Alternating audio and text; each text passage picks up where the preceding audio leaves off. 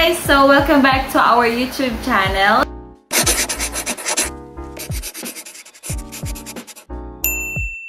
So, today, we're going to have an unboxing vlog na binili namin sa Lazada. And I'm with my husband, gonzales-lapeña. Hello ka naman dyan.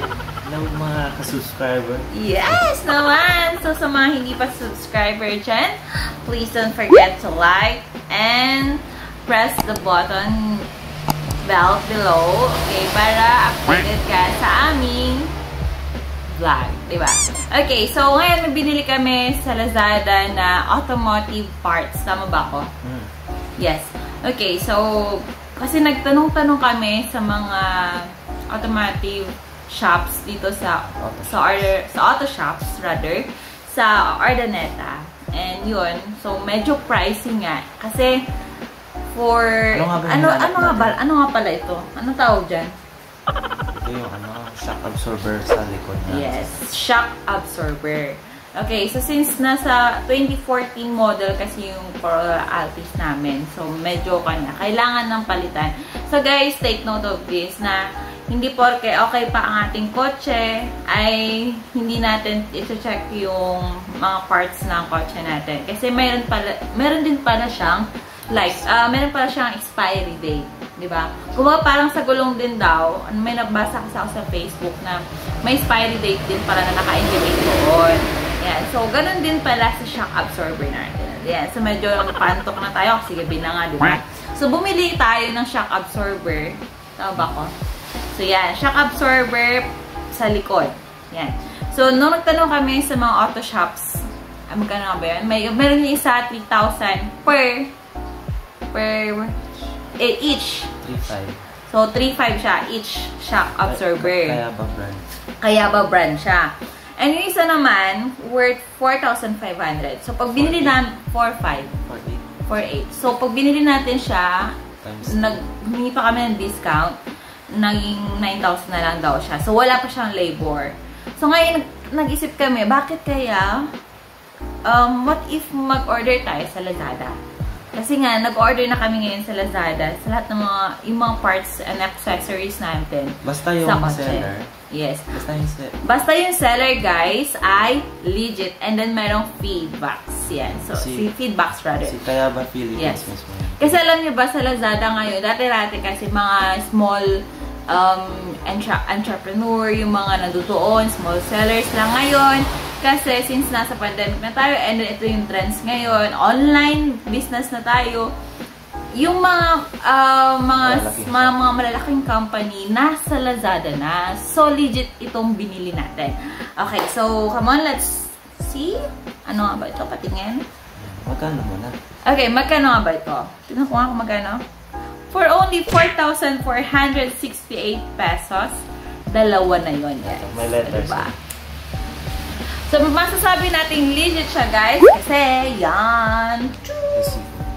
So, yan. Magpa-flash dyan sa aking screen yung page kung saan ko siya binili. Yan. And makikita nyo kung magkano. Ang legit talaga. So, ito, meron siyang resibo. Yan. Legit siya kasi, dapat lang. Kasi, nag-purchase tayo ng more than 20 pesos. Kailangan ng resibo according to the DTI. So, mayroon siyang letter for valued client. Yan. Thank you for purchasing from KYB Online TH Lazada. So, this is the brand, the Kayaba PH.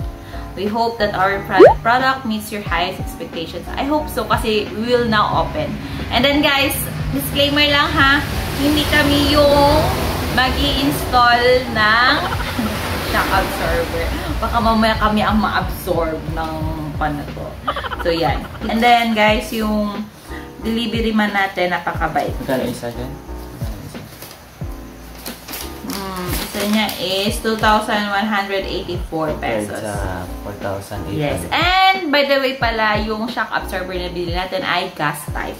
So, take note of that na bago kayo bumili ng shock absorber ninyo ay kailangan nyo alam kung paano, ano yung specs nung ewan ko, nang papalitan natin. Okay, so let's unbox the Kayaba shock absorber. Tara na!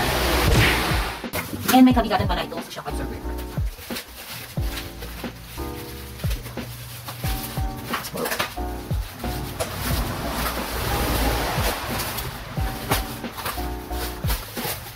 So, compare natin kung ganun din ba yung itsura nung nasa auto shops at sa Lazada. Samat? Sabi na.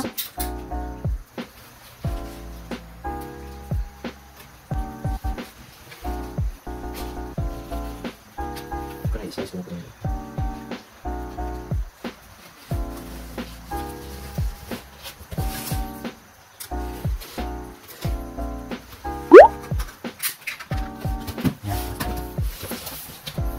It's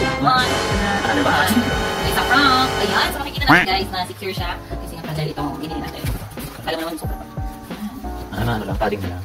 Excellent. Tara, button sa binili natin. Siya natin sa auto shop. Kasi nga guys, yung seller nito ay mismo kayaba. Ayan, ang model niya. Ayan. So this is the model. So you can check it in Google and then meron siyang scanner dito. Ano tawag na dyan? QR code to check if this is legit. And then meron siyang seal.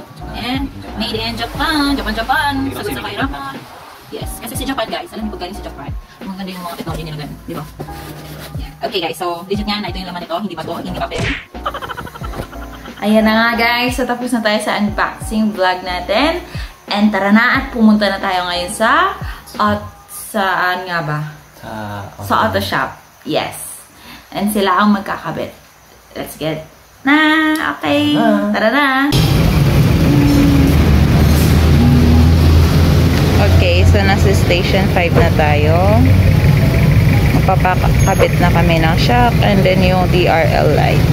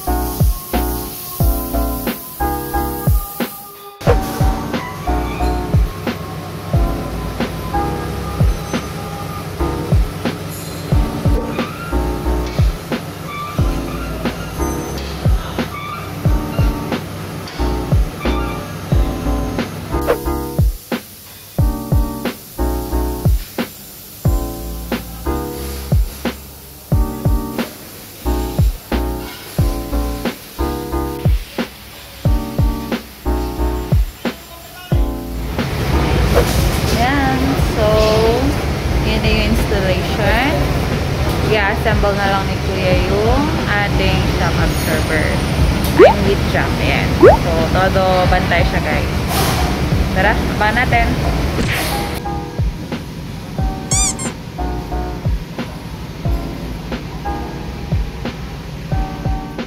So guys, kailangan natin linisan ang basta yung ganon. Anong tawag dyan? Anong tawag dyan? Spiral? Shock absorber. Yan. So, yung nasa kahon, yun yung binili natin sa Lazada. And kasama natin si Kuya mag-aayos.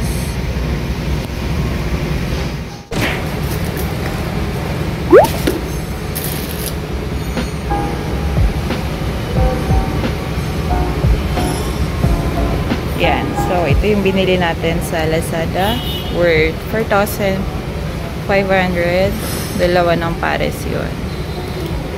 So, pwede tayong magpagawa sa Station 5 na meron na tayong materials. So, mas makakatipid yun. And ang babayaran na lang natin ay yung labor. Yan, diba? Yung asawa ko parang kunti na lang pag naka-uniform to, pwede dito na mag-apply. Joke lang.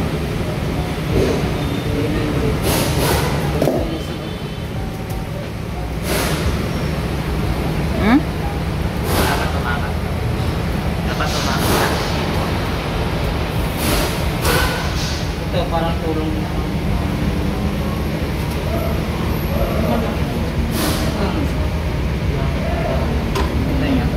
gagawin yung normal lang parang kanya lang kasi sa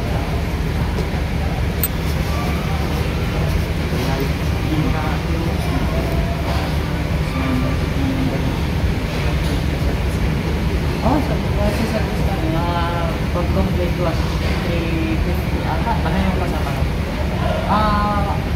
Balibak yung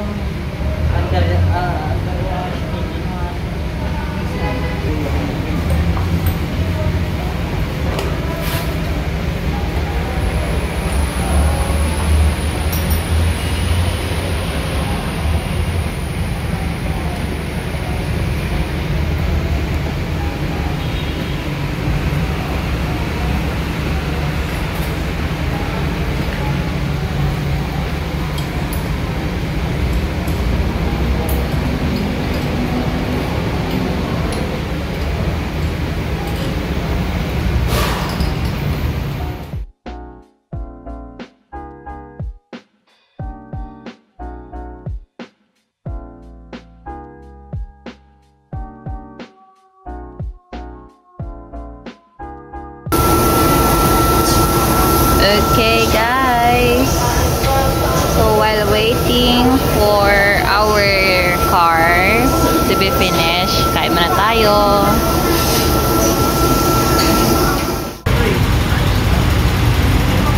Okay, so next na gagawin ay yung DRL. Uy, tingin ka? 2019 model. Okay, so next is DRL. Papalagay ng daytime, day running light.